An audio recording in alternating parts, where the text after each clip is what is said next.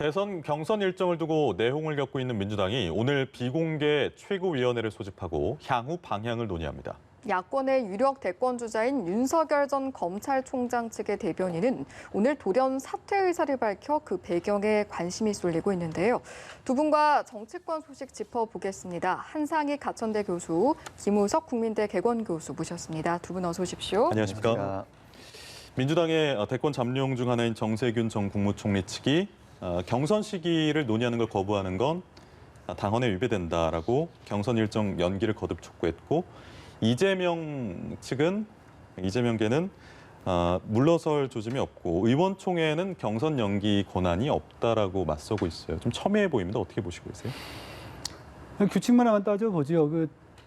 민주당의 당원에 의하면 상당한 이유가 있으면 180일 조항에 대해서 당무위에서 논의할 수 있게 되어 있습니다. 예. 이 상당한 이유라는 걸 어떻게 해석할 건가의 문제인데 보통 법률적으로 상당한 이유라고 하면 국가별난, 천재지변 이 정도가 될 테고 당으로 보면은 당원들의 어떤 대다수가 요구를 한다든가 아니면 주자들이 합심해서 요청한다든가 이런 정도가 상당한 이유가 되지 않을까 최소한. 그런데 지금 요청하는 이유는 흥행 문제라든가 이런 것이 상당한 이유가 될 수기는 좀 어렵지 않은가라는 생각이 좀 있어요. 그래서 그걸 하는 방식도 어떤 내부적인 토론이나 이런 걸 거치는 것이 아니라 어떤 새 대결 쪽으로 끌고 가는 모습은 약간 구정치적 느낌이 좀 있습니다. 이건 별로 좀 안 좋은 방식으로 가고 있는 건 맞아요.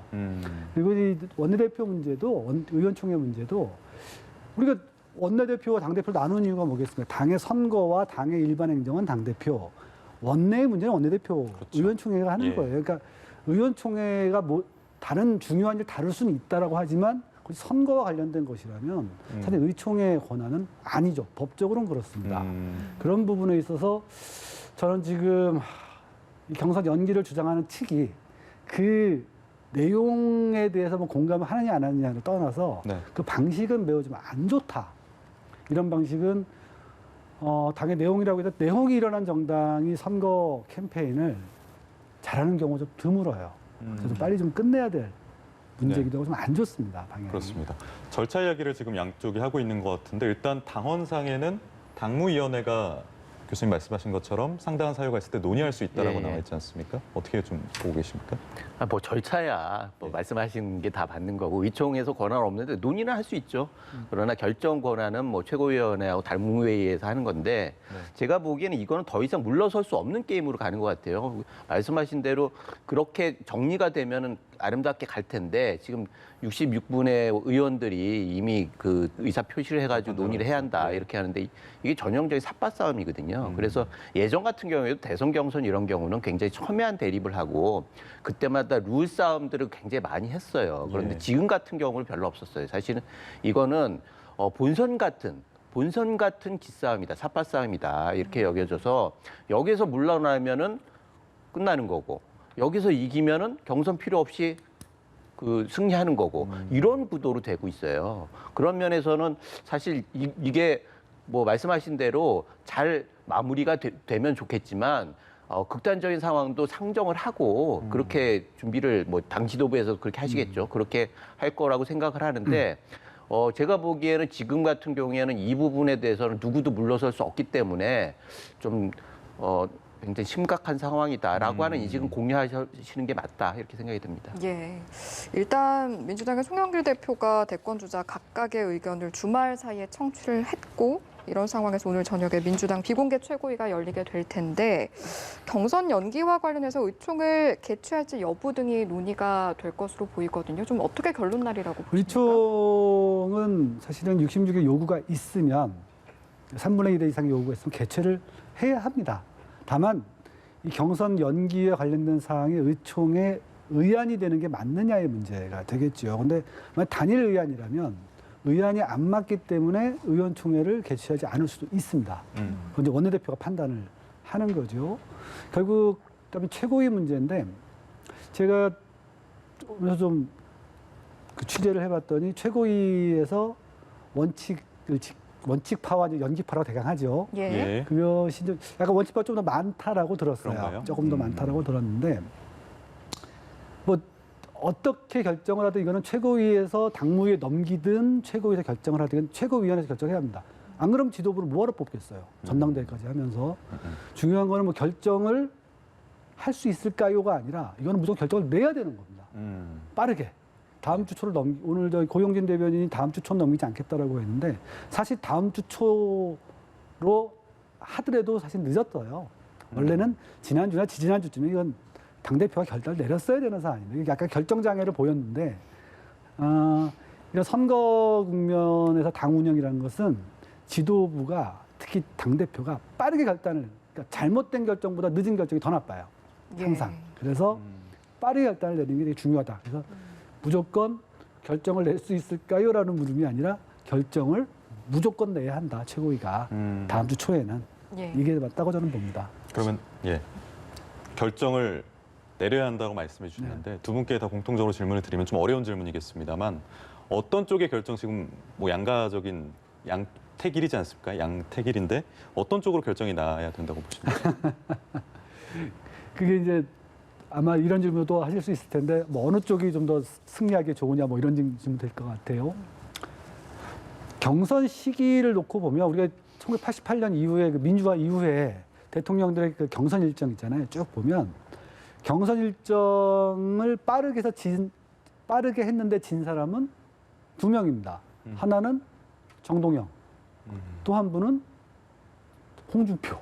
근데 홍준표하고 문재인 대통령이야 뭐 3일 차이밖에 안 나니까 큰 차이가 안 나는데 즉 경선 시기가 앞섰던 분들이 거의 다 이겼어요. 이 얘기는 사실 경선 시기라는 게 승패를 가지고 논할 만큼 그런 큰 사안은 아니에요. 그리고 이번에 이준석 대표 뽑을 때 코로나 시대였잖아요. 코로나 때문에 흥행이 안 됐나요? 흥행이라는 거는 내용입니다. 주자들 간의 치열한 토론 그리고 뭔가 새로운 거를 이야기하는 내용 이런 걸로 흥행을 할 생각을 해야지. 그럼 코로나 끝난 다음에 코로나가 안 끝나면 대선 안 치를 건가요? 저는 이런 부분에 있어서 서로 의견이 엇갈릴 때는 원칙대로 가는 게 맞다고 봅니다. 원칙대로. 그러니까, 의견이 합치된다면 법률도 바꾸고 다 바꿀 수 있어요. 하지만 엇갈리잖아요. 엇갈릴 때는 초심. 맨 처음 그걸 만들었던 마음으로 돌아가서 원칙대로 하는 것이 저는 맞다라고 봅니다. 어려울 때일수록 원칙으로 돌아가는 게 맞다. 교수님께서는 어떤 의견? 저도 전적으로 동감입니다. 사실 뭐 저도 그 두 가지 요인은 기존에 했던 거하고 맞지 않는 지금 주장을 하고 있어요. 보궐선거 때도 그렇고 코로나가 그러면은 코로나19가 10월 달까지 계속 가면 또 연기할 겁니까? 사실 그런 문제도 있고 지금 이게 애매할 때는 말씀하신 대로 원칙으로 하는 게 정석인 거죠. 그게 원칙인 거죠. 원칙이 괜히 원칙입니까? 원칙이라고 하는 건 애매할 때 지켜라고 그 가이드라인을 만들어 놓은 거예요. 법으로. 그런 것들을 하는 거는 굉장히 중요한 거고 그래서 애매할 때는 원칙을 하는 게 정석이고 게다가 지금은 민주당의 진짜 그 지금 여당의 진짜 위기의 원인은 신뢰가 없다는 거잖아요. 그런데 신뢰를 지키는 원칙을 지키면 신뢰가 높아질 거 아니에요. 어찌됐든. 그러면 흥행도 불확실하고 뭐 여건도 불확실한 상황에서 마지막까지는 신뢰마저 잃어버린다고 하면 뭘 가지고 대선을 치를 거냔 말이에요. 그런 면에서 이 부분은 선택 여지 없이 그냥 신뢰로 가는 게 맞다. 그렇게 여겨집니다. 예. 이런 상황에서 추미애 전 법무부 장관 오는 23일에 대권 출사표를 던지는데 일단 기존 빅3 구도에는 좀 어떤 영향을 주게 될까요? 영향이 있는 것 같아요. 저는 큰 영향이 있을까 싶었는데 이번에 나오시자마자 뭐 최근 바로 며칠 전 조사에서 3위가 되셨어요. 3위가 되셨어요. 그래서 보면서 셋인데 이렇게 생각이 들었는데 아마 그 강성 지지자들 같은 경우에 이 추미애 장관님은 윤석열 그 검찰개혁과 언론개혁 싸움에서 한치도 물러서지 않고서 어떤 이 추다르크 아니십니까? 이 부분에 대해서 이 강단 있는 지도자로서 이미지를 갖고 계세요. 그러다 보니까 이 좀 강성 친문이라고 해야 될지 아니면 그런 분들이 추 장관님을 상당히 좀 강하게 지지합니다. 그러니까 약하게 지지가 넓어도 약하게 지지되는 경우가 있고 좁아도 강한 지지가 있는데 이 강한 지지자들은 확장성이 있어요. 예. 저는 그래서 이 3강 출마 선언을 얘기하자마자 3강에 들었다는 것은 이거 특히 이제 문재인 쪽에 이제 아주 강성 친문 쪽에서 별로 안 좋아했던 이재명 지사에게는 오히려 도움이 되는 행보가 아닌가. 삼강이 분명히 영향이 좀 있다라고 봅니다. 근데 네, 뭐 이낙연 전 대표께서 워낙 좀 지지율이 많이 떨어지긴 하시는데 그래서 뭐 대세 영향이 있겠느냐 하는데 좀 대세를 굳히는 그런 방향으로 영향이 있지 않을까 이런 느낌도 좀 들어요. 어떤 식으로든 영향을 줄 것이다라는 판단이셨고요. 어떻게 생각하십니까? 구체적인 예가 나왔잖아요. 지금 경선 연기 부분에 대해서 기존에 있는 그 빅3 중에 두 분이 연기를 하자고 하는데 예. 지금 추 후보 같은 경우에는 들어가지고 3등을 하면서 경선 그대로 하자.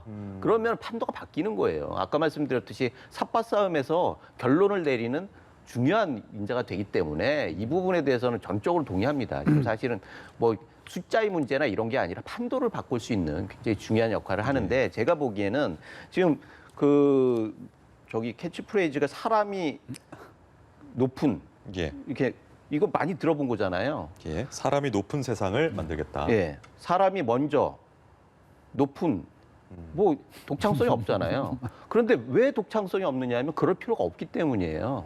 그러면은 사람이 먼저라고 하는 걸 연상시키기 위해서 그런 것들을 이렇게 내놓는 거고 그렇다고 하면 그거는 아까 말씀드렸듯이 친문을 오로지 다 받아가지고 가겠다. 그렇다고 해가지고 대선 승리 가능성 후보가 되겠다는 거야. 대선 승리 가능성 그거는 뭐 제가 보기엔 상식적으로 굉장히 어렵다라고 생각하는데 그럼에도 불구하고 이렇게 하는 거는 대선 이후에 당권에 관심 있는 거 아니냐라고 하는 생각이 들어가지고 굉장히 그런 부분들에 대해서는 정치적인 뭔가 있지 않나 이런 합리적인 추론을 해볼 수가 있겠다 싶습니다. 당내 지형 변화에 대해서 지적해 주셨는데 추 전 장관이 이전부터 자신이 꽝 잡는 매다라고 하면서 윤석열 전 검찰총장의 강력한 대항마임을 강조해 왔는데 그런 만큼 이제 본격 등판한 뒤에 윤 전 총장을 향해서 파상 공세를 펼치지 않겠냐. 근데 반대로 윤 전 총장은 또 팽이라는 별명이 있지 않습니까? 자꾸 옆에서 때릴수록 더 빨리 돌아가는 그런 것들. 예. 어떻게 좀 구도가 형성이 될 거라고 보십니까? 그러니까 이것도 참 이해가 안 가는 게 꽁을 잡았냐고요. 꽁이 날지도 못하는 꽁을 하늘로 날아가게 한 본인 당사자 아니에요. 그런데 그거를 지금 자기 출마의 이유라고 하면서 얘기하는 것들은 사실은 뭐 보통 자기 지지자들 층에서 일부 소수의 지지자 층에는 뭐 그럴 법하다, 속 시원하다라고 얘기할 수 있지만 객관적으로 그건 아니죠. 꽁 잡는 게 매가 이게 가당한 일입니까? 윤 전 총장이 지금 대권 후보 1위를 다툴 수 있는 위치에 올린 1등 공신은 조국과 추미애 전 장관이에요. 그런 면에서 꽁 잡는 매라는 건 말이 안 되고 만약에 그렇다고 하면 윤 전 총장이 낙마하면 그만둘 겁니까? 이건 말이 안 돼요. 대권이 무슨 개인의 원한을 푸는 자리가 아니잖아요. 대권은 국가를 이끌어나 비전을 제시해야 하는 건데 그거는 안 하고 누구를 떨어뜨리기 위해서 나왔다? 이게 말이 되는 겁니까? 예전에 뭐 정의당 대표가 박근혜 대통령 그 후보하고 이렇게 토론할 때 그런 얘기를 해가지고 굉장히 여러 가지 그 상황이 있어가지고 결국은 중도 포기를 하는 경우가 있었는데 사실 끝까지 가는 거는 국민들에 대한 예의가 아니죠. 그리고 그렇기 때문에 더더욱이나 이렇게 나오는 거는 사실은 순수하다고 볼 수가 없어요. 동의하십니까? 윤 전 총장의 존재감은 오히려 부각시킬 수도 있다라는 입장이셨는데. 저도 뭐 대선이라는 것을 나올 때 자기의 비전과 정책을 가지고 미래를 이야기하고 나오는 것이 맞다라는 말씀은 동의를 해요. 하지만 이제 다만 서로 예측의 문제니까요. 다만 그때는 법무부 장관, 즉 문재인 정부를 상징하는 법무부 장관과 문재인 정부의 핍박을 받는 검찰총장의 대당이었단 말이에요, 싸움이. 근데 지금은 나와서 이제 이렇게 뒤집어져 있어요. 1, 2위를 다투는 후보와 예. 막 등장한 약자, 아직은 미약한 후보. 이렇게 됐을 때 과연 이 추 장관이 윤석열 총장에 대한 여러 가지 검증을 되게 날카롭게 수행을 했을 때 그것이 이전처럼 윤 총장 전 총장을 키워주는 역할을 할 것이냐. 이미 충분히 크셨는데 키워주는 역할을 할 것이냐. 뭐 이것도 저는 좀 아니지 않나. 오히려 윤석열 총장에 대해서 가장 많은 정보를 가지고 있는 사람은 두 분이라고 합니다. 황교안 전 법무부 장관과 추미애 법무부 장관 두 분이라는 얘기가 있어요. 이런 경우에 추 장관님이 아주 적확하고 날카롭게 비판을 하면 윤석열 전 총장이 좀 곤란한 지점도 좀 많아지지 않을까 이런 예상도 가능하다고 봅니다. 예, 윤 전 총장과 관련해서는 이 내용도 한번 짚어봐야겠습니다. 윤 전 총장 측의 이동훈 대변인이 열흘 만에 사퇴를 했는데 일단 일신상의 유료에 들긴 했지만 이를 두고 메시지 혼선이 영향을 미친 게 아니냐 이런 해석들도 나오고 있거든요. 어떻게 분석하세요? 그렇죠. 뭐 열흘 전에 일신상에 게다가 건강 문제 얘기했는데 이 건강 문제가 열흘 만에 갑자기 악화돼가지고 뭐 직을 수행하지 못했다라는 건 상식적으로 말이 안 되는 거고요. 지금 보면 말씀하신 대로 메시지 문제인데 그래가지고 많은 사람들이 전원 정치 문제 뭐 이렇게 얘기를 하고 뭐 여러 가지 얘기를 하고 있지 않습니까? 그래서 제가 보기에는 이거는 약간의 통과 의례 같은 거 아닌가라고 사실 제가 계속 여기에 와서 말씀드리게 빨리 입당을 해야지 이런 일이 벌어질 때마다 개인이 어떻게 다 해결을 합니까? 당에서 든든하게 버텨줘야 하는 거예요. 위기는 언제나 있어요. 앞으로도 위기가 상당 부분 있을 겁니다. 예전에 이회창 총재 같은 경우에도 후보 같은 경우에도 그랬잖아요. 대통령이 누구나 된다고 했는데 갑자기 김대엽이 나타나가지고 하면서 완전히 꼬꾸라졌죠. 그때 버틸 수 있었던 게 당의 힘이에요. 당에서 버텨줬기 때문에 그나마 일정 정도 회생의 기미가 있었는데 지금 이렇게 당 밖에서 개인으로 이렇게 해가지고 이게 위기가 오잖아요. 이거를 어떻게 감당하겠습니까? 이런 상황에서 약간 보강을 하겠다라고 하면서 공보팀을 먼저 했는데 공보팀에서도 이 엇박자가 나니까 사실 이런 경우에는 이동훈 대변인이 얘기했던 전 대변인이 얘기했듯이 그걸 기정사실화하고 그냥 입당하는 게 맞았어요. 그러면은 문제가 없었어요. 그러면 뭐 전략적으로 또 다 뭐 여러 가지 선택 중에 하나였을 테니까. 그리고 아까 말씀드렸듯이 당에 들어오는 게 위기를 극복할 수 있는 건데 그런데 안 들어오고 이동훈 대변인이 이걸로 실질적으로 분리되면서 결국 위기를 자초하는 거기 때문에 지금이라도 당에 들어오는 게 결단을 통해서 들어오는 게 그게 가장 현명한 방법이라고 생각합니다. 입당이 현명한 방법이다라고 말씀해 주셨는데 윤 전 총장과 관련해서요. 짚어봐야 할 내용이 하나 더 있는데 보수 성향 정치 평론가입니다. 공감과 논쟁 정책센터의 장성철 소장이 이런 얘기를 했어요. 윤 전 총장과 처가 관련 의혹이 정리된 파일을 일부 입수했다. 봤더니 방어가 어렵겠다라고 밝혀서 논란입니다. 이게 김재원 최고위원 같은 경우에는 공개해라 그러면 그게 뭔지 공개해라. 그리고 윤 전 총장은 소명을 해라라고 밝혔는데 뭐 어떻게 보고 계십니까? 이 사안들. 원래 전쟁을 치르는 장수는 중구난방입니다. 막 떠들어서 이 방어하기가 굉장히 좀 어려워요. 그래서 뚫고 나가는 게 필요한데 그래서 뭐 김재원 의원의 얘기는 좀 약간 동의할 수가 없는 게 뭐가 나왔어야 소명을 하지요. 아직 나온 게 없지 않습니까? 일단 공개를 하면 그거에 대해서 그러니까 소명이라는 것이 나온 것에 대해서 소명하는 거지 미리 뭐가 나올지 모르는데 소명한다는 건 그건 말이 안 되는 거고.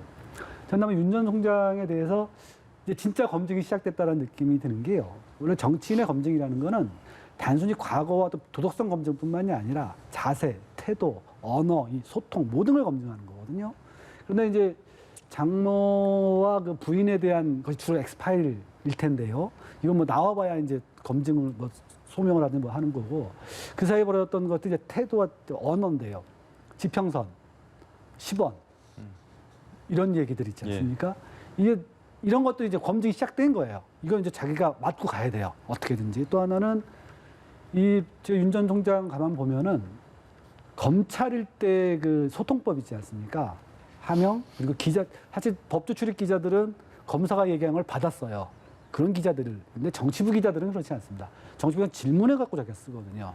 그런데 이분이 기자들하고 얘기하는 걸 보면 법조 기자들 다루듯이 그러니까 기자들이 화가 나서 막 하는 그런 모습을 볼 수가 있어요. 소통이 안 된다 뭐 이런 모습을 볼 수가 있는데 이런 것을 견뎌야 정치인이 되는 겁니다. 그러니까 큰 정치인들은 이런 걸 다 견뎌왔어요. 아직 저는 윤석열 총장은 검사로는 저는 아주 큰 인물이라고 보는데 센 사람이다 보는데 뭐 큰 인물, 좋은 인물, 좋은 뜻만은 아니고 정치인은 아직 상당히 좀 햇병아리 아닌가. 이거를 견뎌야 되는데 글쎄요, 저는 대변인부터 이렇게 바꾸고 이런 걸 자초하는 것이 이런 거는 정치인으로서 갈 길이 좀 멀다 이런 생각이 좀 들었어요. 윤 전 주장 네. 작가를 이렇게 보면서. 보수 성향 평론가 입에서 나왔다는 게 더 중요한 대목 아니겠습니까? 어떻게 좀 보고 계십니까?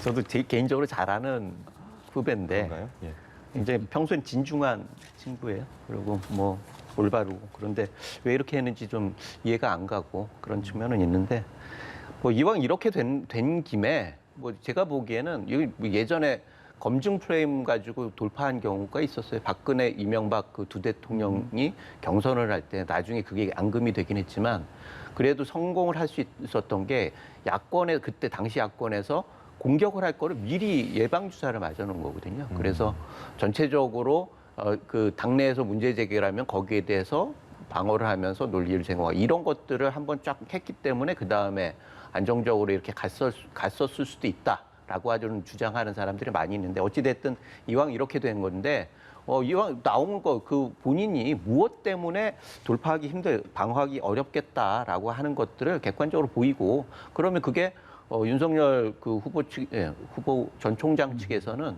거기에 대해서 합당하게 얘기를 할 수 있으면은 통과되는 거고 아니면은 또 대책을 세우는 거고 이렇게 가는 게 지금 순리라고 생각을 하고 제가 그 생각하기에는 아까 버틴다라고 말씀하셨는데 버티는 것보다 더 중요한 거는 사실 배우는 거예요.